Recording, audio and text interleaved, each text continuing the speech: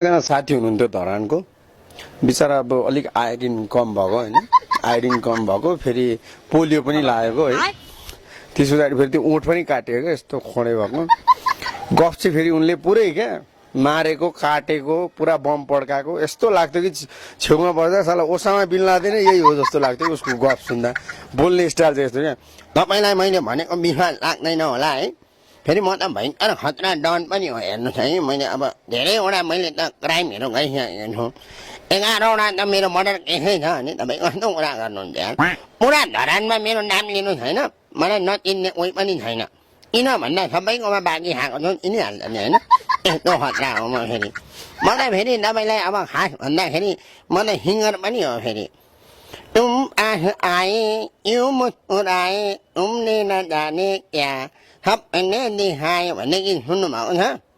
हो त्यो गीत चाहिँ मैले गाएको होइन क्या अर्कैले गाएको हो मलाई मनपर्छ भनेर हल्का 2 लाइन चाहिँ मैले गाइदिएको है फेरि तपाईँलाई थाहा छैन होला म त डक्टर पनि हो फेरि म त भने जानवरको प्याथोलोजी तथा तपाईँको गाइनोलोजिस्ट हो म त्यस्तो डक्टर हो हेर्नु म त कुकुरको भुँडी हेरेर भनिदिन्छु कतिवटा छाउरा कतिवटा छाउरी पाउँछ भनेर म त्यस्तो खतरा हो हेर्नु म फेरि यस्तो घुमेर राउन्ड कि पाक्का हातमा रुँदै रुँदै घर गएँ नि हिजो नाच्ने त हो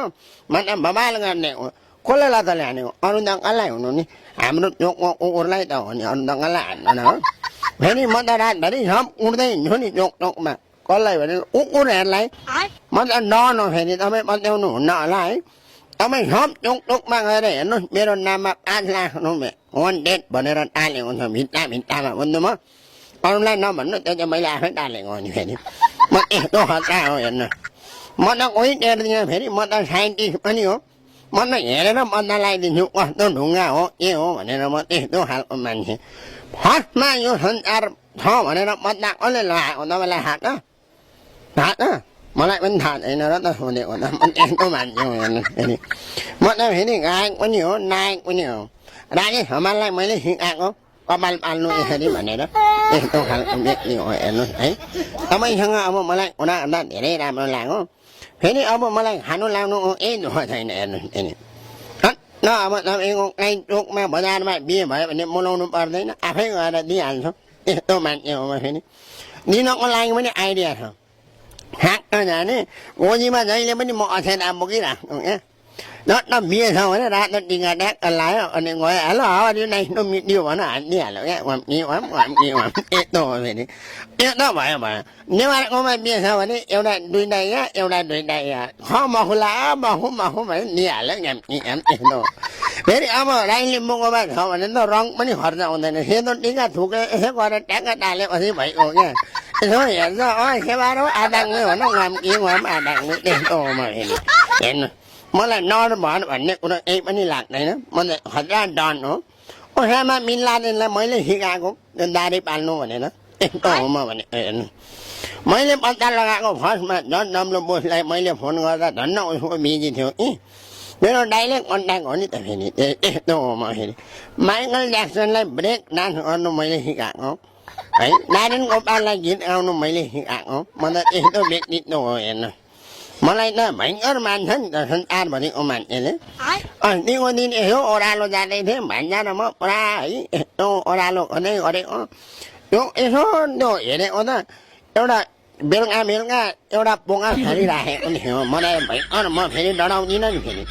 मलाई डर भन्ने चिज कहिले लाग्दैन पोलियोले गर्दा खुट्टा अलिअलि काम्नु बेग्लै कुरा हो होइन यसो हेरेको एउटा यत्रो पोका बिस्तारै हात लगे भान्दा जे पनि हुनसक्छ यो त सुनको डल्ला पनि हुनसक्छ फेरि म त तपाईँलाई भनेको छुइनँ होइन म त फेरि स्मग्लर पनि हो दाउद इब्राहिमसँग पनि मेरो राम्रो छ सुन हो भने म पत्ता लगाइहाल्छु सुन हो भने आधी है भान्जा भनेर भान्जालाई बिस्तारै अगाडि सारेँ राखेँ है यो त फेरि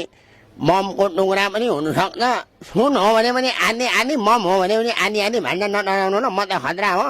यो त फेरि जे पनि हुनसक्छ म पत्ता लगाइहाल्छु नि म यो त फेरि माथि चन्द्रमाको एउटा सानो टुक्रा झरेको नि हुनसक्छ एकछिन ल भान्जा एकछिन है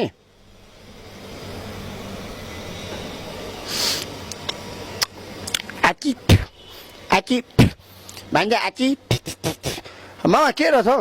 उताबाट घुमेर आउनु ल भान्जा त्यो मैले अस्ति राउन्ड किक हानेको कालो कुकुरको घुँ पो रहेछ झन्डै टेके झन्डै टेके भान्जाले टेक्यो भने त म झुनिनँ नि फेरि नुहाएर आउनु है थ्याङ्क यू